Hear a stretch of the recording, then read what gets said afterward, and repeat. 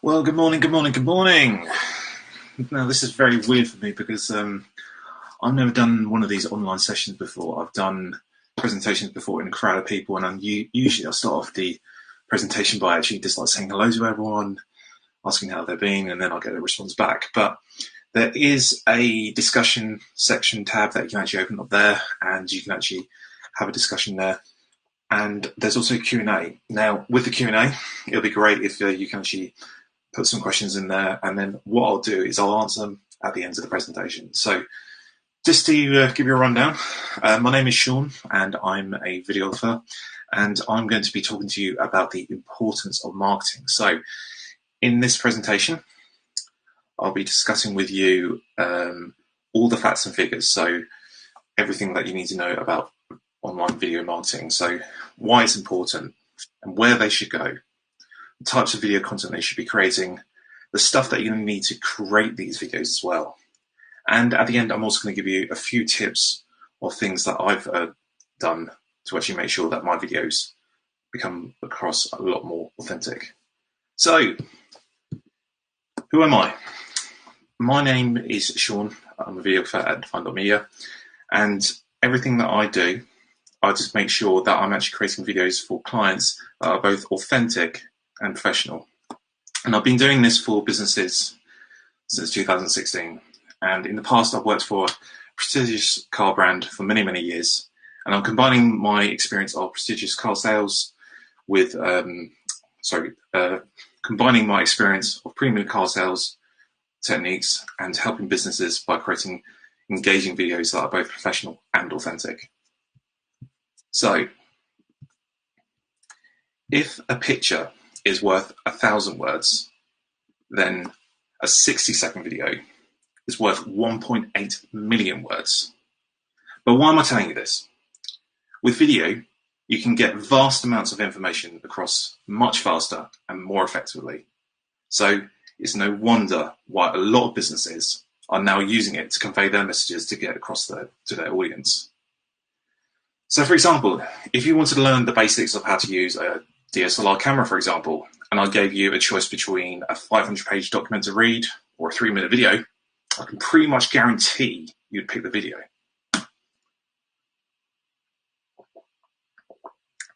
And I'm sure a lot of people can actually relate to this.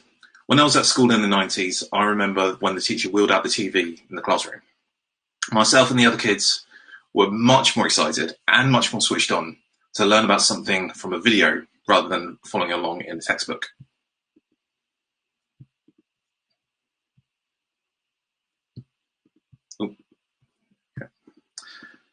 So, it's a scientific fact that the human brain can process a visual imagery 60,000 times faster than just text alone. And most of the information passed to the brain is visual, which is why video is perfect to captivate your audience. But the thing is, none of what I'm telling you is just a theorist's finding or opinion. It's all based in the tenets of biology, not psychology, biology. As humans, we are wired to focus on things that move, which explains the reason why when you're in the living room having a conversation with someone and the TV's on in the background, our focus tends to go towards the TV because it's moving imagery.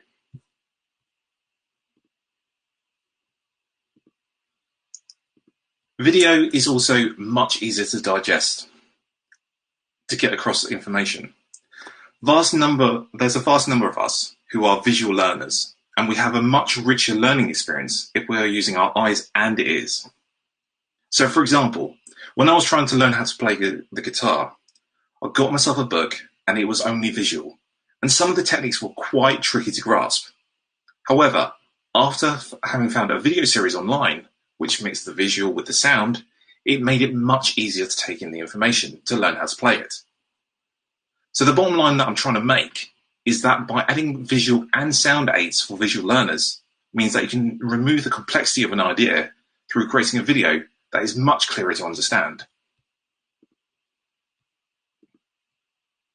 Using the right imagery, accompanied with the right musical score, can also evoke an emotion. So think about all those charity adverts that you see on TV or on the cinema. You get the accompaniment of the sad faces of people or animals in distress, accompanied with the sad music, and it makes you evoke an emotion.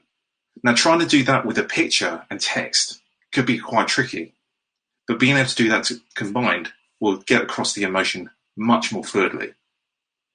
People are also more likely to trust something let's try that again. People are more likely to trust something that they have been demonstrated or have been spoken to about. Your audience will also have a richer connection with someone who appears in a video as opposed to a faceless entity that you'll see in a written blog.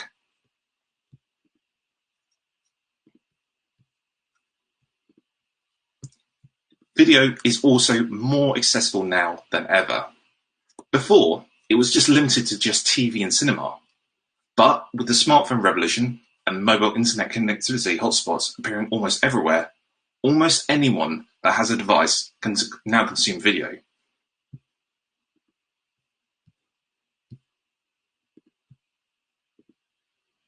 So why is it good for businesses? Well, first of all, it adds tone to your message, the tone that you're trying to portray to your audience. So for example, if you're trying to come across a bit more fun, a bit more vibrant, it's easier to get this across on a video. It's also more believable.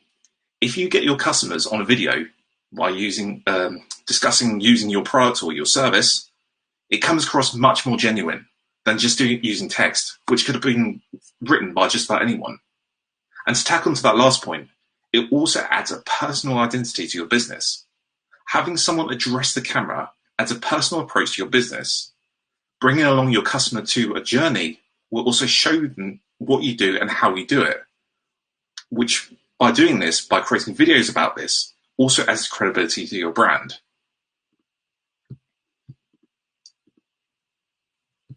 So let's look at things in today's world as well.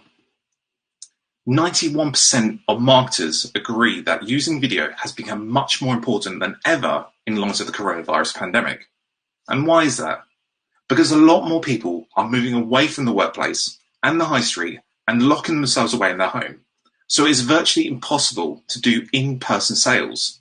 Because of lockdown, businesses needed a way to maintain that person-to-person connection with their customers, and video is the way to do that.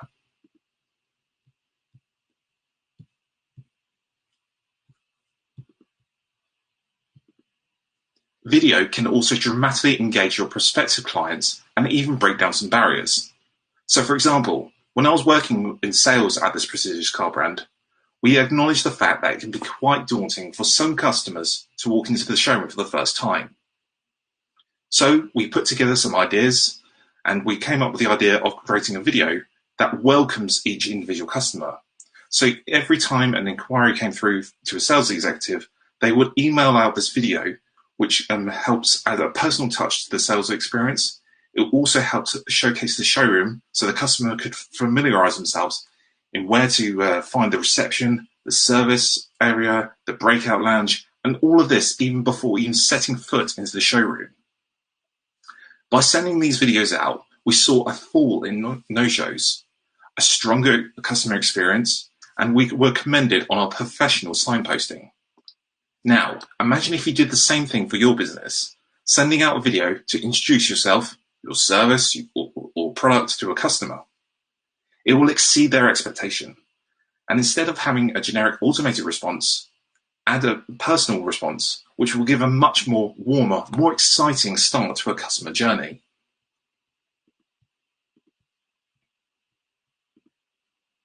So let's look at some customer types. So for the slow-paced, rational types of customers, they are looking up products and services online. They're watching reviews to be absolutely sure they're making the right decision before they click add to cart or even pick up the phone to businesses just like yours. Now, myself, when I spent ages deciding whether or not to spend £1,800 on a new camera, then I'm not alone in this. A lot of people went down this buyer's journey. They were looking at lots of different videos online. First of all, I went onto YouTube to look at the top 10 cameras to narrow down my search from 5 to just 2. I then went into further detail with these 2 cameras to see them in action. I wanted to see all the different features they can perform for me, what sort of things they can actually do and what things they can't. I then watched videos from the manufacturer, and then I also looked at videos from the opinion of influencers online. And so, as you can see, the buyer's journey has changed so much, and I believe this buyer's journey is going to continue like this even more because of lockdown. So the point I'm trying to make is, before people could walk into a shop, grasp a product and get a feel for it, try it out, maybe ask the staff some questions about it. But now that's just not possible. You need to get in front of your customers and get your product on video and answer those questions to show that product in action.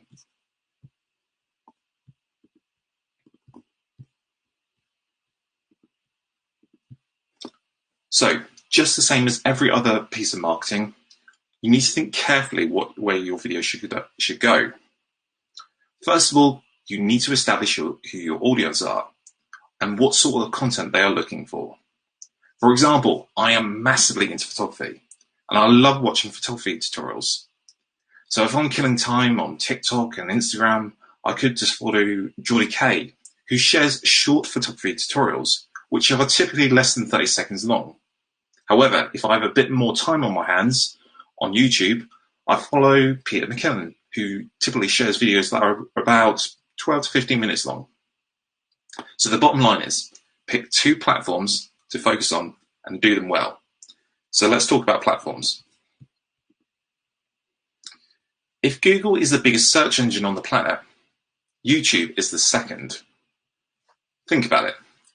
Think about the last time you wanted to know how to do something. When you search for that on Google, Google will serve you video content as well. And if your brand is trying to help solve a problem on Google, you could potentially give your business some exposure. YouTube is designed to be searchable. And if you've ever uploaded a video to YouTube, you will know that it asks you for a title, description, type, location, and tags. This is all known as metadata, and it helps YouTube understand when to show your video when people are searching for content. YouTube is designed for people who have more time to burn with longer attention spans, which is why sometimes you can find people putting videos into a playlist which also plays. If you have long form or informative content, it may be better to put it here on YouTube.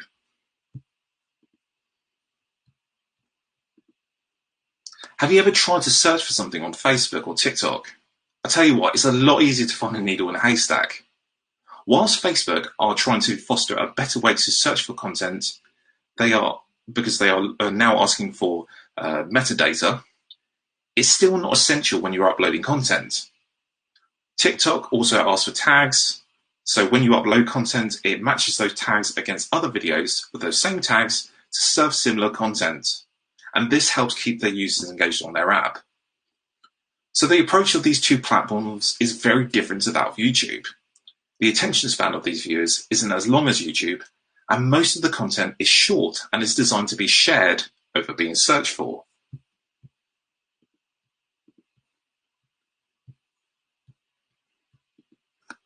So, what sort of videos can you create? Well, it very much depends on the goal you're trying to achieve. Are you looking to create brand awareness? Are you looking to educate? Or are you looking to recruit? Establish that first, then look at the videos you can create. Interviews with your staff, centered around industry topics, can help build your credibility and trust in your industry. You are sharing and demonstrating your insider knowledge, plus you can repurpose that audio as a podcast. Businesses tend to get wrapped up in their own craft about this and tend to think a lot about what they will talk about, thinking that everybody knows about it. So for example, when I was working with a PT instructor, I asked him, so what sort of videos do you want to create? And he had no idea. Instead, I started asking him some questions, and he was looking at me like, yes, but Sean, everybody knows about that. And that's exactly the problem. A lot of what we do, because we get wrapped up in our own craft, we think everybody knows about. But the thing is, you could actually put this into content as a video, and you never know who could be watching, and you could possibly say something that gives a whole new perspective to your business or industry. So here's an example of an interview video I put together for a company that explains about the industry frustration, and the solution they're providing.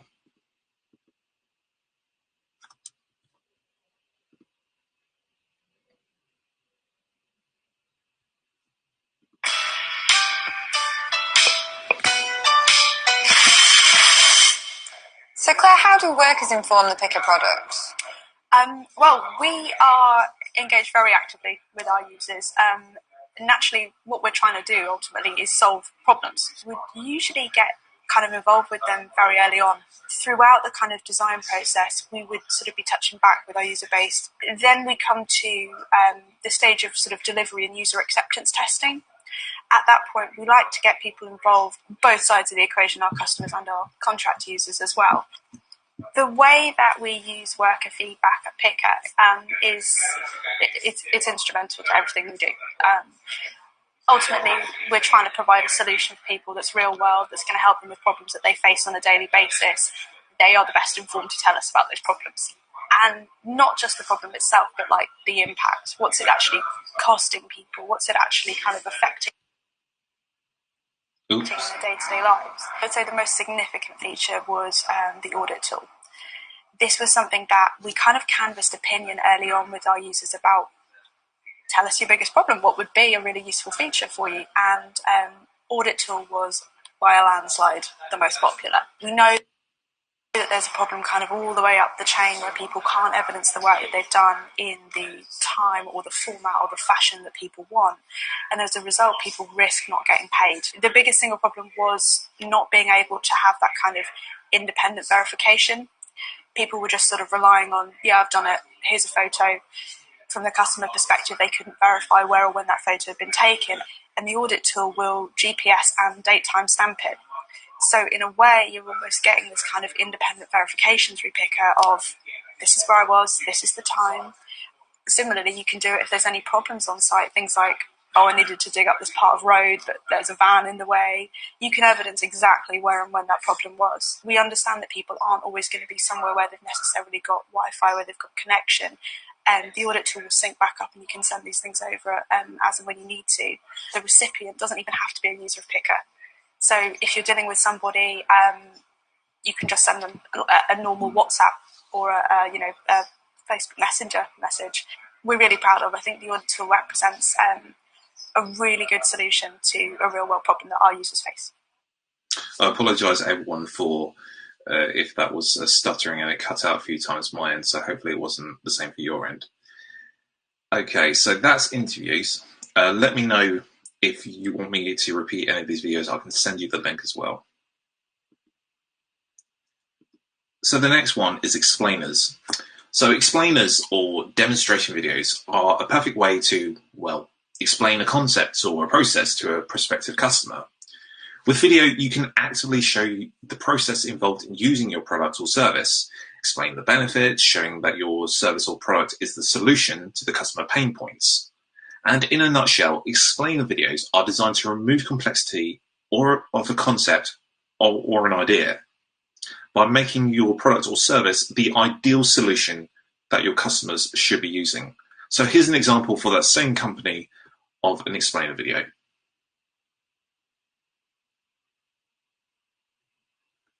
Picker uses technology to help industrial businesses build an agile workforce. Workers download the free Picker app and create their profile. They're able to add their experience, availability, and proof of their accreditations. Hirers choose what roles they're looking for and set the qualifications, experience, and location requirements. Picker will generate a live job board of the most relevant workers. Hirers are able to preview the worker's profile and then build a shortlist. Shortlisted workers are notified, allowing them to start a conversation. Learn more at www.picker.works. So imagine for a second there that I showed you that same information, but put that in a document. That could probably be pages and pages long. And instead, showing a video will be able to get that information across in a much more clearer and much more concise and much more engaging way. Let's have a look at case studies. Case studies are great storytellers for showing the impact your business has had on a customer using accurate accounts from real experiences. Don't forget that your customers are your best brand ambassadors. So the best thing you can do is get them on camera discussing how great your product or service is. The important thing to note is with case studies, they need to be narrative driven, which is what I'm going to move on to in the next slide. But before I do that, let me just show you a recent case study I put together for Mobility Ways.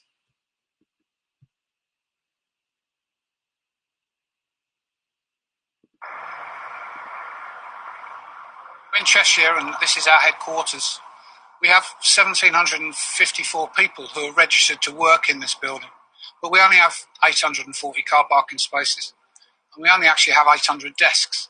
So the management of our commuters is really important to us. We already worked with a car share scheme, and we invited Mobility Ways in to do some scoping across our options around public transport and around parking. Surprisingly, only 9% of colleagues could utilise public transport, and only 6% live within walking distance of the site.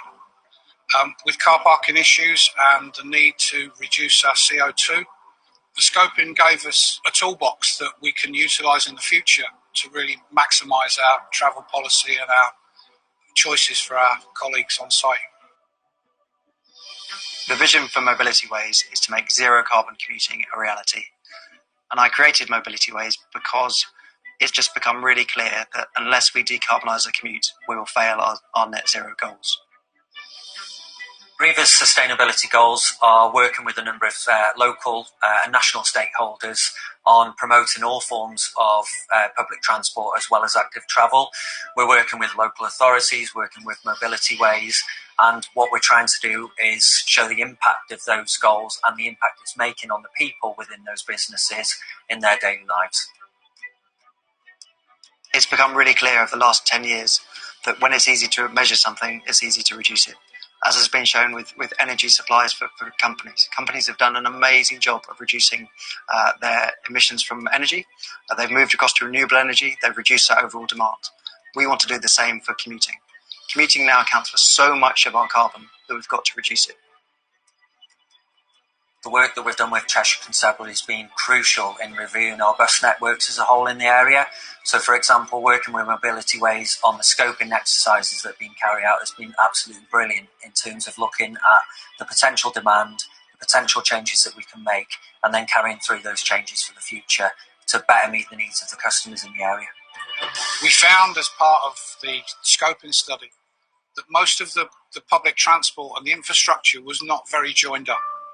And this project that we've been doing has really moved to this joined up focus that will work for the commuter and work for the client, and has been a great benefit, or will be a great benefit to us, to Arriva, to North West Trains, but more importantly to the local community, because the systems will become joined up, and at the moment they're so fragmented they won't work for anybody, whether it be private or public. In Cheshire Police, we have reduced our carbon footprint by 19% so far, and in Cheshire Fire by 41%. As with national targets, we are now setting policies and strategies in place that will take us to net zero by 2050. So the management of transport and commuting in the future will be a key focus for organisations such as us. Are you starting to see how powerful video can be? Because video is much more powerful because it can get across information much, much faster and much more effectively than just using text and images. So, how do you create a compelling story?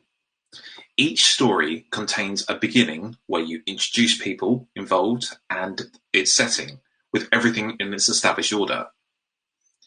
The conflict is whereby someone or something has disturbed the established order, and it's up to our protagonist or main person to try and resolve this. This here is the most important and interesting part.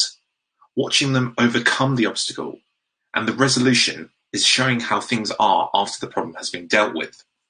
And this is the way that most movies and TV shows are made, and actually how many successful pitches are delivered. So how do you put that together in a case study? Your beginning needs to explain the current state of affairs for the customer. The conflict is the pain points they are currently facing. It should be explained by your customer in the video and then reaffirmed by a representative of your own business to show that you are acknowledging and showing that you understand the problem. The resolution should be the solution you are providing, detailing the process of how your solution has helped the customer, as well as the lasting impact that your product or service has had on the customer.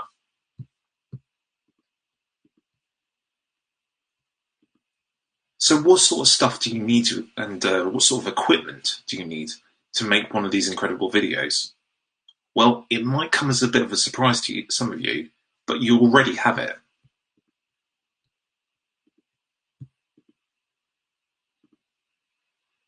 That's right, one of these. That's right, start creating video from your phone. These days, the camera on your phone is usable to such an extent it can create videos from that you can create videos from. And the bonus thing is, it's already set up to post straight from your phone to social media. In fact, the film directed by Steven Soderbergh, High Flying Bird, was all shot on an iPhone. So don't let the lack of gear discourage you. But you should always remember this.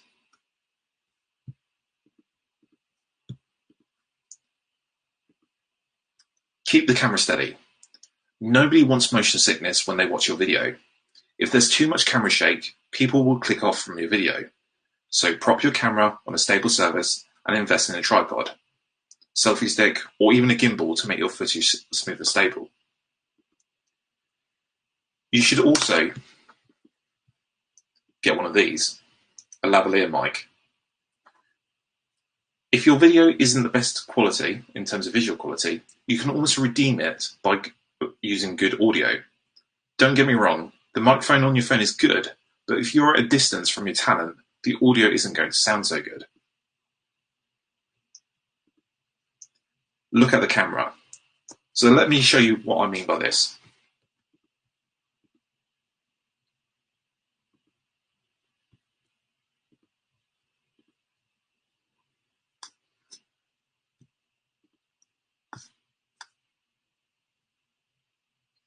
If I was to look at the camera like most normal people would, I'll be looking down there, and nobody actually has a conversation looking down there. Instead, you need to look at the lens and address your audience head on. Notice that I've also got my camera eye level. Some people do it like this, but nobody wants to see your nose, and then nobody wants to see your chin. So therefore, keep it upright and keep it eye level and focus on the camera here. You can also get yourself a sticker and just put it right next to the camera, so therefore you know exactly where your eye line should be.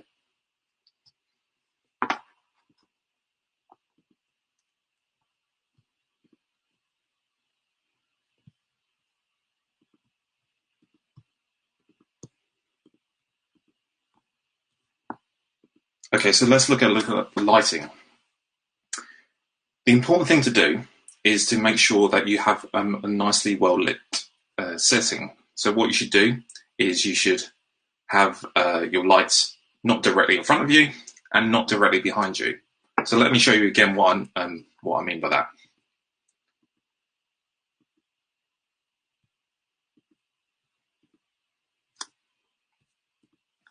So if I had the lighting directly in front of me like that, it doesn't look as flattering, and also I look very tired by doing that. If I had it on the other side as well, then I would appear too dark, so don't have the lighting behind you. Instead, what you should do to keep it very flattering is to try and keep it off to one side, because it creates water all over my keyboard. What you should do is you should have the lighting to one side, so therefore it creates dimension on your face. This is called Rembrandt lighting. Coming down from an angle and adding a small little light source here, so therefore it shows dimension to your face.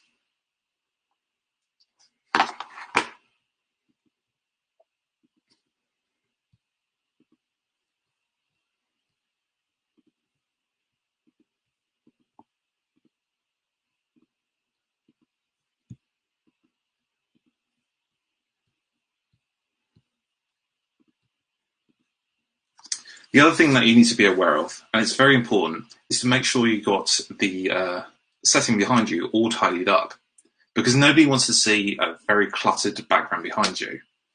Notice that I've actually got a nice clean background with the wall behind me, and I haven't got anything too seasonal in the background either.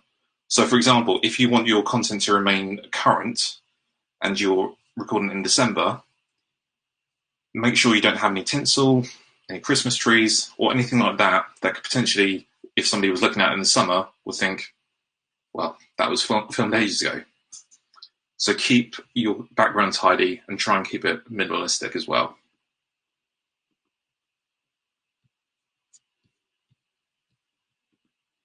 Practice. Now, where possible with my own clients, I don't use scripts.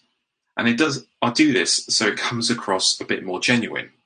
And you might even miss something that is potentially golden. Instead, I ask my clients to practice, and by writing some bullet points, and practice with their camera phone, and then get some more and become much more confident with the camera. Even myself, when I'm actually doing my own video work to actually help promote my business, I practice and I go through takes after takes after takes. And I concentrate my address by speaking to the camera, because it is very, very hard to actually try and talk to something that can't look back at you and it doesn't look like a human being. Instead, I picture myself speaking to a younger, inexperienced version of myself that I'm imparting my wisdom onto, and it makes it much more easier to speak to the camera.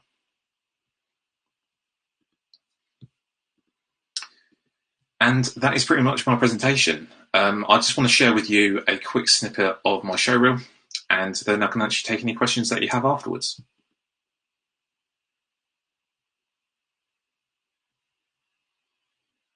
Why have you agreed to see me?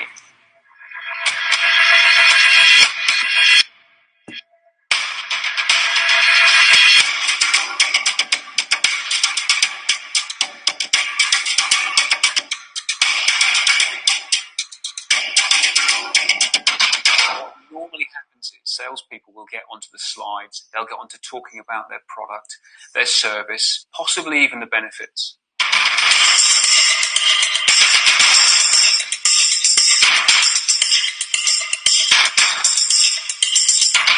What's in their mind at the very first exchanges of that meeting is emotion.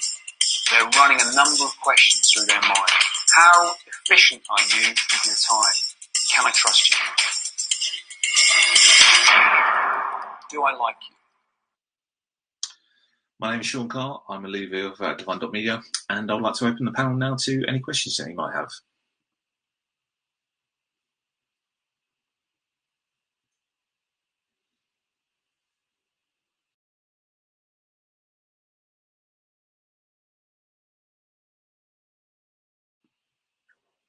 I see Rob has actually put, love the introduction video idea.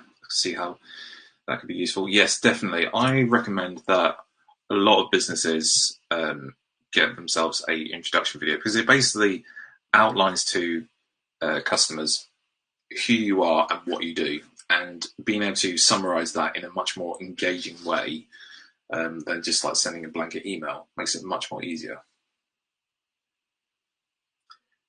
Paul Brooks asks, how long does a project take typically for an intro video? Again, it all depends. Do you mean in terms of duration for production, or do you mean in terms of how long you mean production? So production can, depending on the scale of what you want to do, if you've got a business that's in multiple locations, or if you've got want to do lots of big things such as like having aerial shots and stuff like that, it all depends. But like typically the turnaround could be less than a week, really. It depends on how long you want, what sort of thing you wanted to get on there. Business services. Okay, so Paul, what sort of services do you provide? Consulting. Okay, so yeah, that could just be simply a piece to camera, like I did with that guy. Effectively, you'd have to do one day where you're actually planning out the content. And then if you haven't got too much experience on video, then I'd recommend taking a few steps to actually just like practice and practice and practice to get make sure you're feeling confident on camera. Because the last thing you want to do is literally just like rock up with a camera and then you're just like blagging it, because straight away you're going to fumble and you're also going to not deliver a professional representation of your business. So I think the main parts, the bits that take the longest, are the preparation and the planning, really.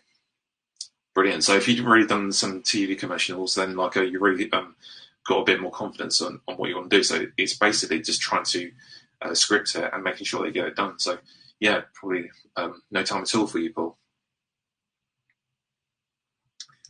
Could you interview a client on Zoom and record then post? Yeah, that's more than achievable. The one thing that I would want to do with that, Jill, would be to get some B-roll. So what B-roll is effectively, instead of literally just me speaking to you like this on the camera for the whole time, it makes it a bit more visually interesting, and it gets across your point a lot faster by just like having some visual takeaways. So trying to think of an example. So for example, if I was talking to you about camera lenses, for example, then we'll cut away to a shot of the camera lens, and basically that will get your point across a little bit faster, and it will also create some visual diversity to your video, as opposed to it just being a simple, let's just like look at the camera for the whole 30 seconds I'm introducing my business or an interview, for example. That sort of thing is the most, it just like makes it a little bit more diverse. But alternatively, if you were a business that were looking after animals, for example, then you can literally just cut away to a shot of animals that is like available on stock sites as well. But yeah, with interviews, if you're putting it onto YouTube, then you have as long as you want. But if you want to cut that down into a bit more manageable stuff for social media, then yeah, you would want to make it a bit more concise, so therefore it's much more valuable for your audience. So I use a piece of software called Davinci Resolve. It's a free piece of software. It's a multi-layer editor, and yeah, you can download it if you just do a Google search for Davinci Resolve. Sorry, let me just type that in there for you. Davinci Resolve. How do you get a message across in a 1-minute video? You just need to be really concise with that, Tony. So you just basically need to understand what you want to achieve. So what sort of like message you're trying to get across, and then work your way backwards. Because like, think of it as your elevator pitch. If you were trying to describe your business to someone within a minute, you're not going to be able to like go into too much detail. You just basically want to summarize it and get across the key points.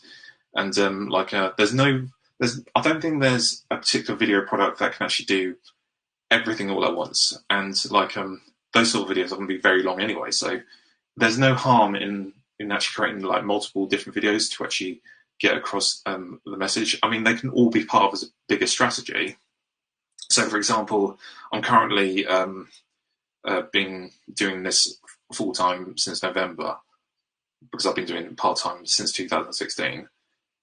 What I'm trying to do with my social media strategy at the moment is to actually just like provide credibility and also build brand awareness of Divine.media. So instead of actually creating a video that encompasses my process, my understanding, my values, my mission statement and stuff like that, I've broken that down into different videos which are much more manageable and much more engaging from the numbers I've seen on social media, by doing them in shorter chunks. And all of this content can also be transferred across onto my website, so therefore it's separated out. So if you're a business looking for video work, for example, and you haven't got too much time to watch a whole length of video, why not just watch one that gets across a message within 1 minute as opposed to 15 minutes?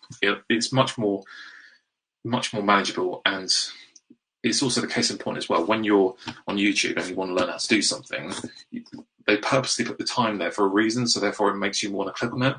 And so if you're trying to learn how to do a skateboard trick, for example, you don't want to be looking at a video that's 15 minutes long when there's the same video that can do the same thing in 3 minutes.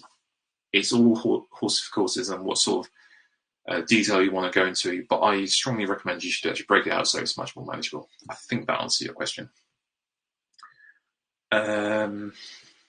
Okay, brilliant. What are your thoughts on utilizing TikTok and Instagram Reels for building brand engagement and brand awareness? So, in terms of that, TikTok is good for literally just giving short little pieces of information because you've only got 60 seconds to do that. It's good to actually just like show your persona and show the vibrancy of your brand because it's quite a young audience for TikTok anyway. And it's just giving some like insight to what you can do. With Instagram Reels, then you have they're very similar as well. It's all about literally just giving short little segments. I mean, it might be changing, but like I haven't seen too many videos on this platform to actually see whether or not it's actually viable to actually get your whole brand experience onto like these short little videos. It's just good to give like small little bits of insight. I think that answers your question. I've got 4 more minutes, so I'll just answer this last question from Paul. Could I shoot myself against the green screen and send through the edit? Yeah, let's link up and then I can actually discuss that with you, Paul, at the end if you like. 3 more minutes. Are there any other questions for me at all?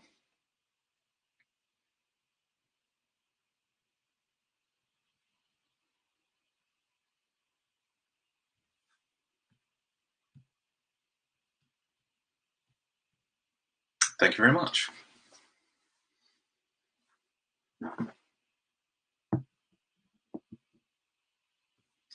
In a 1-minute video, would you eliminate the start and finish piece of music or intro? Yeah, so with that, you could actually essentially have just have the outro. The intro and the outro should not be too long, but like personally, I think the outro should be a little bit longer because like it's going to have your contact details in your call to action. So if you want someone to sign up to an app, for example, I think it was on the video that I showed you there. It's better to actually have your branding and your call to action at the end a little bit longer. So therefore, you can probably shave off the intro and literally just have your message across in a 50-second section, and then at the end, just like say there. Yeah, that's true. Haven't been speaking to the camera only because I've got like one screen up there and one screen up there. But yes, definitely, you should be engaging your audience a bit more like that. But yeah, 2 more minutes really, and then I'm going to be joining the rest of you on this conference.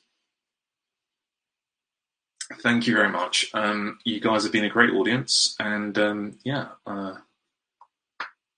look forward to actually seeing if any of you are going to be presenting, and if there's any other information I can give you. I'm just going to quickly leave my details in here, so you can always just get back in touch with me. So if you want to shoot across any questions, just drop me an email on that.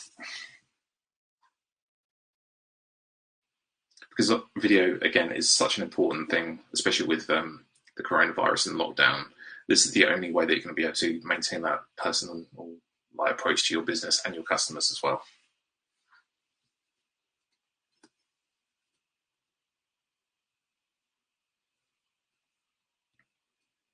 Brilliant. Well, I'll make that 1:45. So yeah, enjoy the rest of the event, guys, and yeah, get in touch, and I can give you a bit more information and a bit more insight. And I hope that's been very helpful for all of you.